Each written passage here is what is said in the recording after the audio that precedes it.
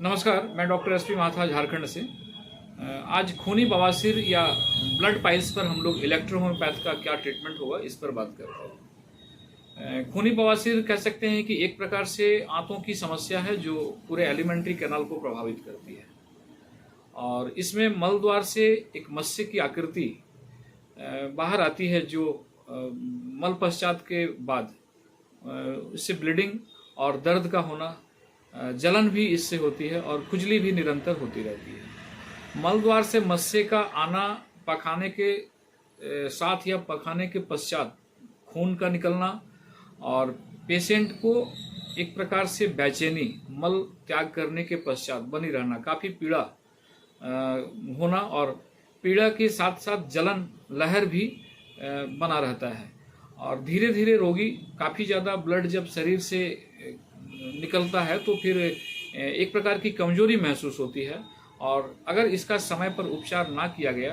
तो रोगी एक गंभीर स्थिति में पहुंच जाता है। ये बीमारी अगर उपचार समय पर ना हुआ तो आगे बहुत ही खतरनाक स्थिति में पहुंच जाती है जो जानलेवा भी साबित हो सकती है। इस प्रकार के बीमारी में जो कारण होते हैं, जो एटियोलॉजी है इसका, ये पुरानी कब्जियत, गैस, किसी प्रकार का हाई एंटीबायोटिक्स का बहुत ज़्यादा दिन तक सेवन करना, पानी कम पीना, rich food, fast food, oily food, इस प्रकार के भोजन ज़्यादा लेना, कह सकते हैं कि पेशेंट का तनाव में ज़्यादा रहना, देर रात तक जगना, कुछ नशीले पदार्थ का ज़्यादा सेवन करना, तो ये सभी कारण हैं जो इस प्रकार के बीमारी को या खूनी बवासीर के रूप में सामने एक समस्या बनकर खड़ी हो जाती है। इसका जो इलेक्ट्रोपैथ में ट्रीटमेंट है वो हम लोग जो करते हैं वो एक मेडिसिन S1C1 भेन1 A1F1 BE का D3 से 5 ड्रॉप 4 टाइम और दूसरी मेडिसिन है एस्टन-सीटन भर2 का D3 से एक मिक्सचर बनाएंगे, वो 10 ड्रॉप 3 टाइम आफ्टरनून थोड़ा हॉट वाटर के साथ। और ब्लीडिंग ज़्यादा हो तो A1 का 200 और BE, इस कॉम्बिनेशन को 10 ड्रॉप 3 और 4 टाइम डेली। कॉन्स्टिपेशन बना रहता है पेशेंट में, इसलिए एस्लासीटन भर2 को रात को सोते समय थोड़ा गर्म पानी के साथ निरंतर जब तक कब्ज नॉर्मल ना हो जाए तब तक इसे देते रहना है। गैस ज़्यादा अगर बन रहा है तो S5F1 भर1Y C15 का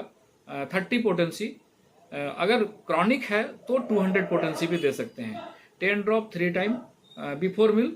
पेशेंट को दिया जा सकता है। और पेशेंट का जीवन शैली में बदलाव एक बहुत ही इम्पॉर्टेंट मैटर होता है। इस प्रकार के पेशेंट को अपने लाइफ स्टाइल में चेंजिंग करना है, प्रातः जल्दी उठना है और वॉकिंग करना है,